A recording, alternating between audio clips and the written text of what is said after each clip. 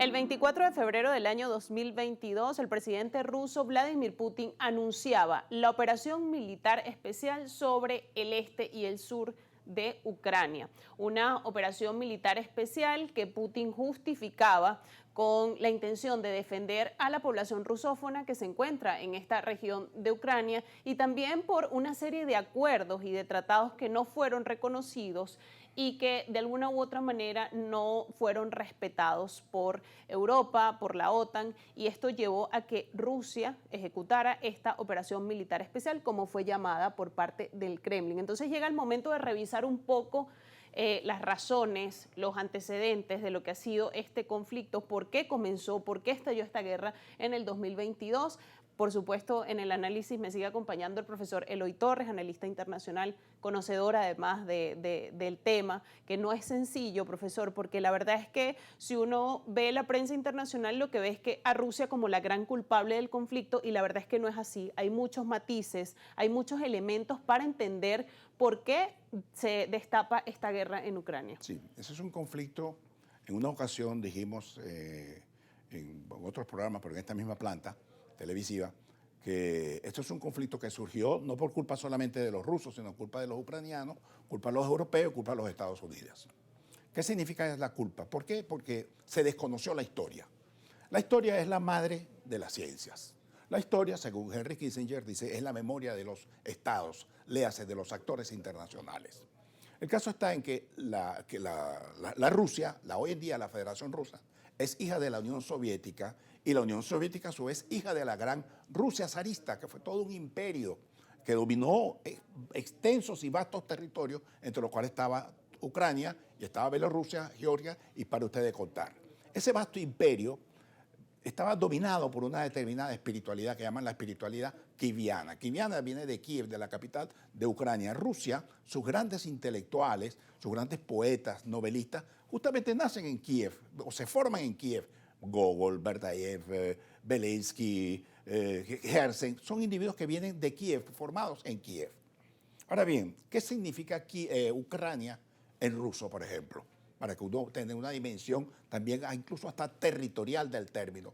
Ucrania significa el confín de Rusia, porque era la gran Rusia que estaba formada por Moscú, por la Rusia, por Bielorrusia, que es lo que llaman la Rusia blanca, y la pequeña Rusia, que es Ucrania, el confín de Ucrania. Ahora bien, eso ha sido un territorio que ha estado siempre presente, dominado por una espiritualidad.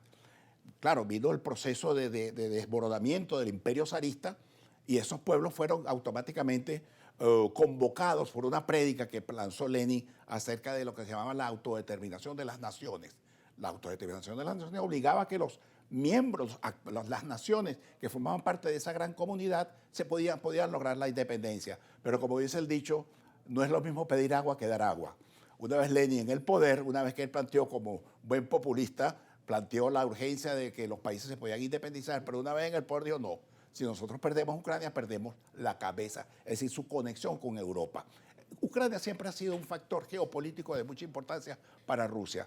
Y Rusia hay que entenderla que tiene un inmenso territorio, tiene una gran capacidad telúrica, y los países, algunos países, concretamente europeos, han querido jugar con esa especie de señalamiento que Rusia es la culpable, Rusia es el monstruo, Rusia es el que hay que acabar, que hay que destrozarlo. Yo no soy ni filorruso, ni prorruso, ni nada de eso, pero yo simplemente constato, yo hago como un médico, tú tienes fiebre, tú tienes un dolor de cabeza, eso es lo que te estoy reseñando. En este caso pasa exactamente lo mismo.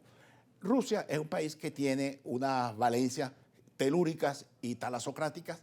En menor medida las talasocráticas sí tienen poco poder marítimo, pero tiene un poder territorial muy grande. Y Rusia ha sido un país que ha sido 3 veces invadido, 2 veces por Alemania y 1 vez por Francia.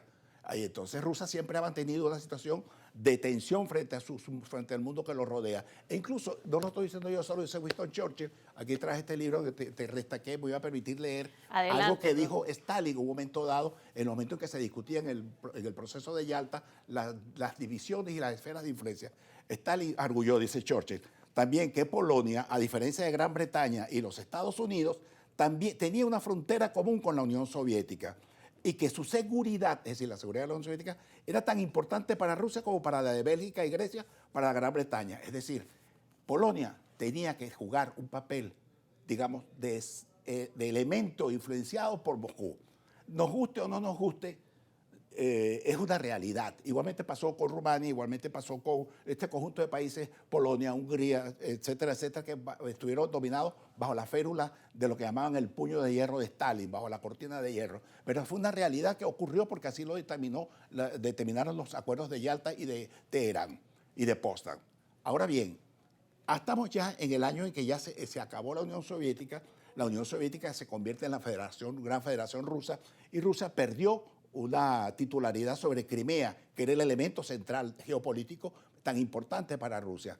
Y lo pierde porque Yeltsin, dicen algunos que es un ataque de dipsomanía, es decir, porque el hombre estaba enfermo, le gustaban echarse los palitos, entonces perdía la perspectiva y no negoció correctamente el divorcio con la separación de la Unión Soviética y perdió la titularidad de Crimea. Y Crimea justamente donde estaban las bases navales soviéticas, posteriormente después rusas, para lo cual tuvieron que rusas pagar permanentemente un impuesto a Ucrania por tener, ya que Ucrania se quedó con la titularidad de Crimea. Putin, una vez en el poder, decidió dar un paso adelante y conquistar y tomar Crimea, y por cierto la tomó sin disparar un tiro, una clara advertencia al mundo.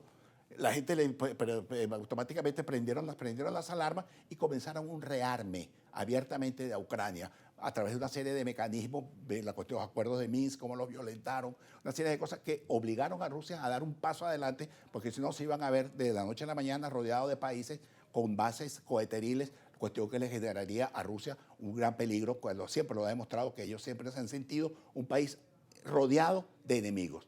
Por tal razón, hay que tomar en consideración, repito, lo que dice Winston Churchill, lo que dice Henry Kissinger, lo que dijo Mosheimer, el profesor de Chicago, en la Universidad de Chicago, y lo que decía George Kennan, quien fuera el embajador norteamericano en Moscú durante los primeros años de la Guerra Fría.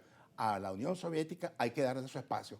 No podemos abusar por cuanto es generarse un enemigo sin ninguna necesidad. Y es caer en una guerra en la cual las consecuencias van a ser catastróficas, y aquí tenemos el ejemplo. Entendiendo además la intervención de Europa en el 2014 con estas protestas del Euromaidán, que también fueron provocadas para precisamente cambiar el gobierno y poder tener en Ucrania un gobierno pro-occidental, es parte de lo que ha sido, ¿no?, este recorrido histórico hasta llegar al conflicto, a la guerra definitiva en el año 2022. Y sobre Europa vamos a hablar en el próximo segmento porque, por supuesto, ha tenido un rol fundamental en esta guerra, no para intentar frenarla, sino más bien para buscar atizarla, y ahora lo que hemos visto es que no está sentada en la mesa de negociación. Decía Antony Blinken en el año 2023 que si no estás en la mesa eres parte del menú, y pareciera que Europa así va a pasar, y les va a pasar.